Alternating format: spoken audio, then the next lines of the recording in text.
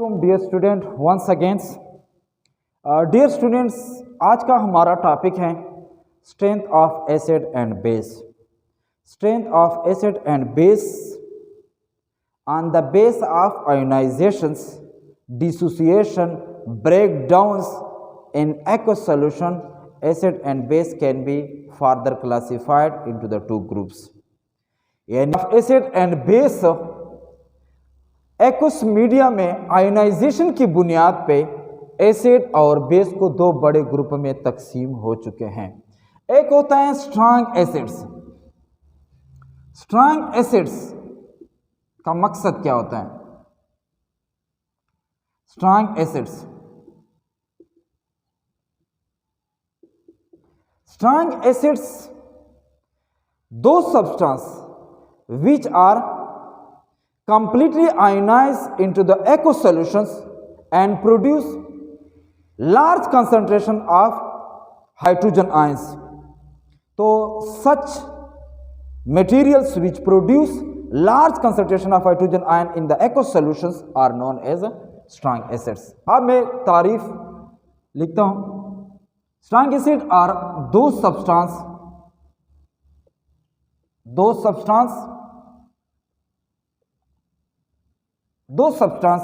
which are completely dissociates,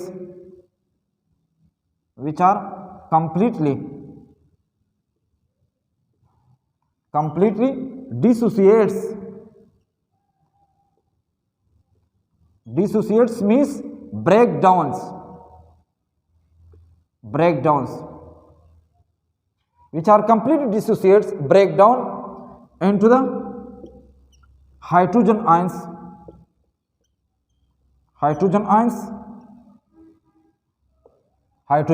and produce, which are completely dissociated into the hydrogen ions. तो इसका नाम होते हैं strong acid.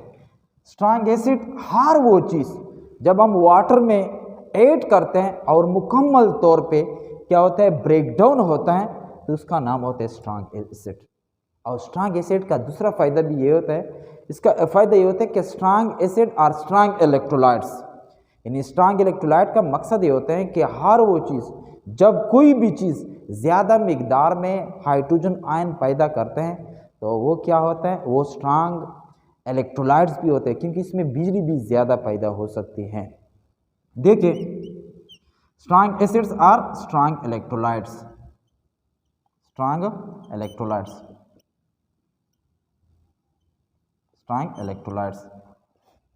Example of strong acids, ये HCl, जब इसको हम वाटर में डिसोसिएट करते हैं, जब इसको हम वाटर में ऐड करते हैं तो ये कंप्लीटली हाइड्रोजन आयन और completely partial positive partial negative में कन्वर्ट होते हैं। इसी तरह HI hydrogen iodides, hydrogen ion plus iodine ion. इसी तरह आज HBr और भी एग्जाम्पल होते हैं प्लस Br, तो इसका नाम होता है इनऑर्गेनिक एसिड्स।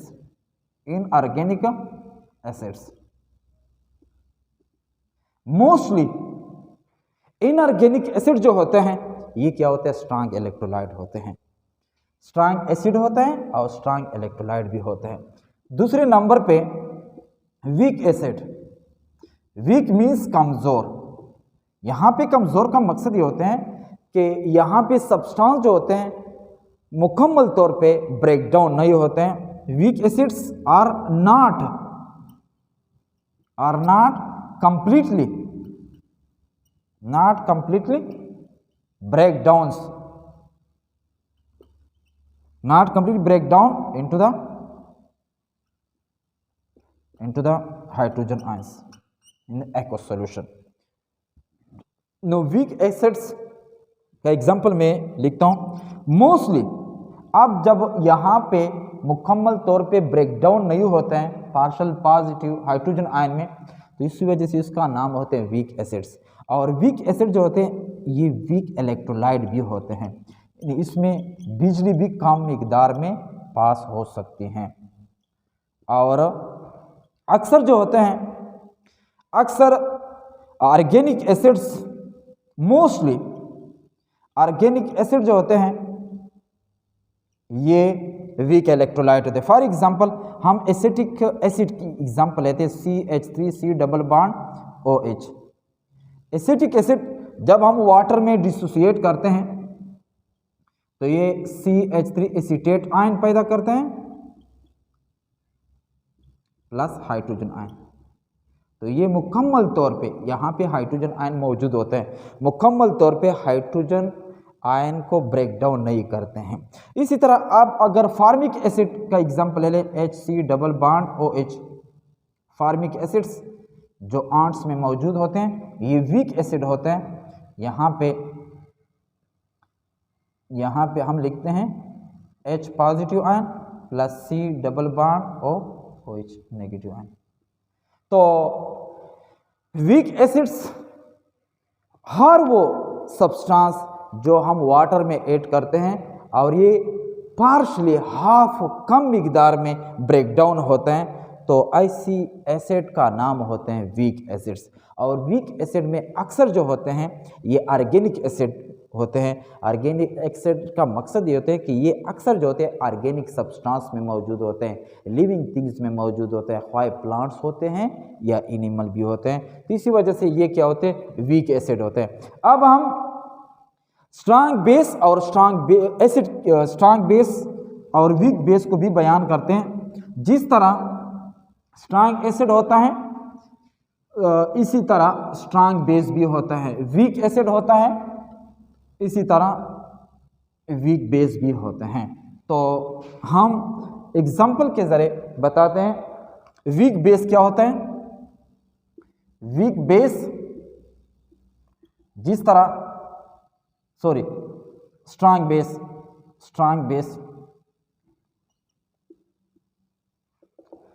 बेस जिस तरह हमने स्ट्रांग एसिड के बारे में पढ़ा इसी तरह ये भी है स्ट्रांग बेस।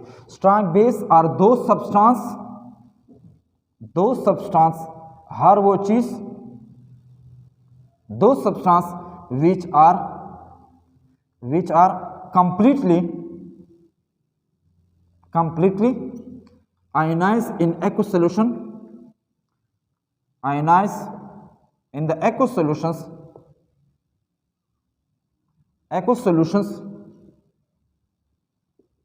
and produce और पैदा करते हैं large concentration of and produce large concentration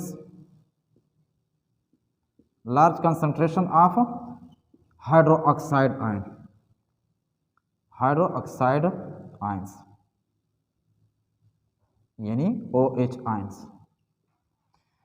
no strong base हर वो चीज जब हम वाटर में ऐड करते हैं, एक्वस का मकसद ये होते हैं वाटर, यानी हर वो चीज जब हम वाटर में ऐड करते हैं और ये मुकम्मल तौर पे हाइड्रोक्साइड आयन में यानी पार्शियल पॉजिटिव और पार्शियल नेगेटिव में कन्वर्ट होते हैं, चेंज होते हैं, तो ऐसी एसिड का नाम होते हैं स्ट्रांग बेस। मैं एग्जांपल लिखता हूँ, देखें ये NaOH sodium hydroxide caustic soda, या जब हम उसको वाटर में ऐड करते हैं तो ये Na positive plus OH negative, तो ये क्या होते हैं मुकम्मल तौर पे ये डिसोसिएट होते हैं। इसी तरह अगर हम पोटाशियम हाइड्रोक्साइड लेते हैं KOH, जब इसको हम वाटर में डिसोसिएट करते हैं, ऐड करते हैं, तो ये पार्शियल मुकम्मल तौर पे पॉजिटिव और नेगेटिव आयन में कन्वर्ट होते हैं, तो ये स्ट्रांग बेस होता है। और स्ट्रांग बेस जो होते हैं ये स्ट्रांग इलेक्ट्रोलाइट होते हैं। जिस तरह मैंने पहले भी बताया था कि स्ट्रांग एसिड्स और स्ट्रांग इलेक्ट्रोलाइट्स, इसी तरह स्ट्रांग बेस भी स्ट्रांग इलेक्ट्रोलाइट होते हैं। अब दूसरे जो होते हैं वीक बेस। वीक बेस का मकसद ये होते हैं, वीक बेस आर दो substance which are not completely, those substances which are not completely ionized in aqueous solutions, which are not completely ionized in the aqueous solutions। Aqueous solutions. यानी हर वो चीज़ जब हम वाटर में ऐड करते हैं और ये मुकम्मल तौर पे नहीं बल्कि पार्शली, हाफली, आधा तौर पे जब ये वाटर में डिसोसिएट होता है तो इसका नाम होते हैं वीक बेस। और वीक बेस जो होता है ये वीक इलेक्ट्रोलाइट भी होते हैं, इसमें बिजली कम मिकदार में पास हो सकती है।